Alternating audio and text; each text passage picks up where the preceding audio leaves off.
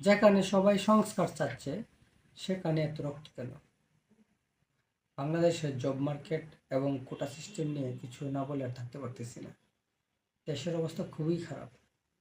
মেধাবী সন্তানরা অকাতরে জীবন দিচ্ছে, শহীদ হচ্ছে।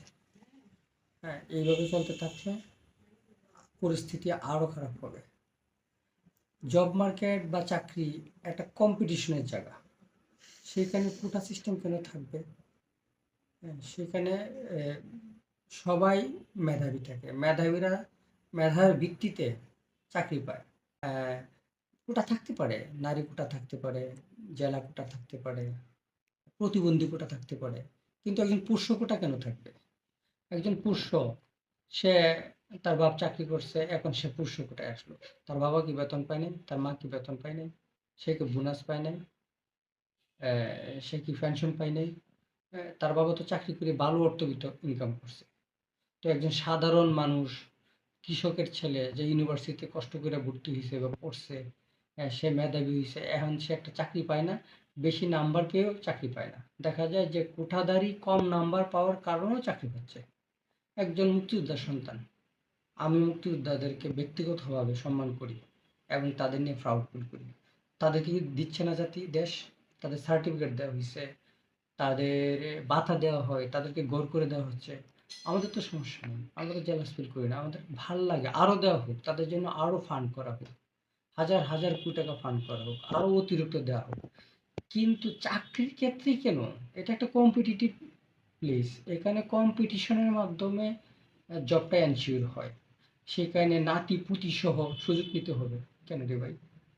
তাহলে এই যে সাধারণ ছাত্ররা মাইর খাচ্ছে না, সে তার অধিকার হারাচ্ছে না, সে বৈষম্য শিকার হচ্ছে না, এটা কি হয়? এটা কি তার পূর্ণ অধিকার সে পাচ্ছে? এটা একটা স্বাধীন দেশে হইতে পারে যে যেহেতু কোটাই তো সব চলে যায়? এই যে লক্ষ লক্ষ ছেলে মেয়ে বেকার, তারা কি করবে?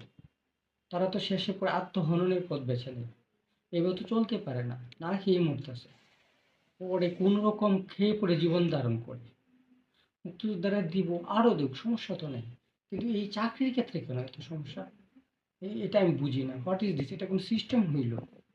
চাকরি, একটা ছেলে মুক্তিযোদ্ধা সন্তান, তার বাবা তো চাকরি করে হয়তো বা বা ভালো সুযোগ সুবিধা পাইছে, পাইতেছে, আরো পাক।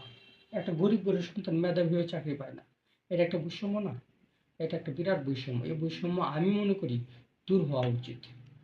এভাবে চলতে থাকলে মানে আরো সমস্যা আরো প্রকট হবে। সবাই তো চাচ্ছে যে সংস্কার, তাহলে সেখানে এত রক্তপাত কেন? What is this? আমার মাথায় এটা কাজ করে না। আর তাছাড়া মুক্তিযোদ্ধাদের, যে এই যে মুক্তিযুদ্ধের যে বিষয়টা, এখন একজন লোক স্বাধীনতার পরে জন্ম হয়েছে, তার হয়তো বা সন্তান হয়েছে, তার সন্তানের চাকরির বয়স হয়েছে, তো ওই লোক স্বাধীনতার পরে জন্ম হয়ে তো সে মুক্তিযুদ্ধে যায় নাই, ওই সময় তো সে মুক্তিযুদ্ধ দেখে নাই। তাহলে তার কিভাবে এই মুক্তিযুদ্ধের সার্টিফিকেট থাকবে? তার সন্তান কিভাবে মুক্তিযুদ্ধের কোটা পাবে? এটা তো একটা মানে এমেলগামিট সিস্টেম। যারা ওই সময় জন্ম হয়েছে তারা মুক্তিযুদ্ধে গেছে, তাদের হয়তো মুক্তিযুদ্ধের সার্টিফিকেট আছে, কোটা হয়েছে। এখন যারা স্বাধীনতার পরে জন্ম, স্বাধীনতার পরে বিয়ে করছে, সংসার হয়েছে, বাচ্চা হয়েছে, হ্যাঁ, এখন তারা পড়াশোনা করে চাকরি করবে, তো তার বাপ তো ওই সময় জন্ম হয় নাই, তাহলে তার তার কীভাবে মুক্তিযোদ্ধার সার্টিফিকেট থাকবে? তো এইটা একটা মানে বেতাল সিস্টেম না? আই মিন আমি মনে করি তাদের জন্য মুক্তিযোদ্ধা যারা আছে তাদেরকে আরো ফান্ড দেওয়া হোক, আরো সুযোগ সুবিধা দেওয়া হোক, আরো সম্মান দেওয়া হোক, অনেক অনেক কিছু করা হোক, আমাদের সমস্যা নেই, যাদের কারো সমস্যা নেই। কিন্তু একটা কম্পিটিটিভ জব মার্কেটে এসে সেইখানে কেন মানে একটা বৈষম্য সৃষ্টি হবে?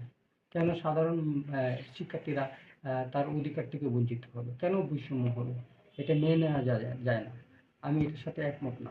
এই সমস্যার সমাধান দরকার এবং আশা করি অদূরেই এই সমস্যার সমাধান হবে। হ্যাঁ, হ্যাঁ, সবাই যেন সমান অধিকার পায়। আরে ভাই, আমরা তো এই দেশের নাগরিক না, নাকি আমরা বাইরে থেকে আসছি? না আমরা স্বাধীনতার বিপক্ষে শক্তি? আমরা স্বাধীনতার পক্ষে শক্তি। তো আমার তো ওই সময় জন্ম হয় নাই, তাহলে আমি কিভাবে মুক্তিযুদ্ধ হব বা আমার সন্তান কিভাবে মুক্তিযুদ্ধের সার্টিফিকেট পাবে? এটা হয় না। তাদের জন্য আরো আরো অনেক সুযোগ সুবিধা দেওয়া হোক, কিন্তু চাকরির ক্ষেত্রে সবাই সমান অধিকার পাবে, এত কোটা থাকা উচিত না। মানে নারী কোটা থাকতে পারে, কারণ একটা নারী দেখা যায় অনেক অনেক প্রতিবন্ধকতার শিকার হয়ে সে পড়াশোনা করে। দেখা যায় বিবাহিত নারীর ক্ষেত্রে হাজব্যান্ড হতে চায় না, তারপরে প্রেগনেন্ট থাকে, অনেক বাধা বিপত্তি পের হয়ে তাকে পড়াশোনা করতে হয়। তারপর প্রতিবন্ধীদের জন্য থাকতে পারে, জেল একটা থাকতে পারে, যেমন ঢাকা জেলার বান্দরবান জেলায় এক না, দুইটার মধ্যে পার্থক্য আছে। বান্দরবানের জন্য আলাদা কোটা থাকতে পারে। তো আমি চাই না যে এই ধরনের এত বৈষম্য থাকুক, কেউই চায় না, সবাই চায়। এই যে এত রক্ত যাচ্ছে, এত প্রাণ যাচ্ছে, কেন রে ভাই? হ্যাঁ, এই কোটা সংস্কার হোক, কোঠা কমিয়ে আনা হোক, তাহলে আন্দোলনটা স্থিমিত হবে এবং দেশ এবং জাতি ভালো থাকবে, দেশ সুন্দরভাবে চলবে। ধন্যবাদ সবাই।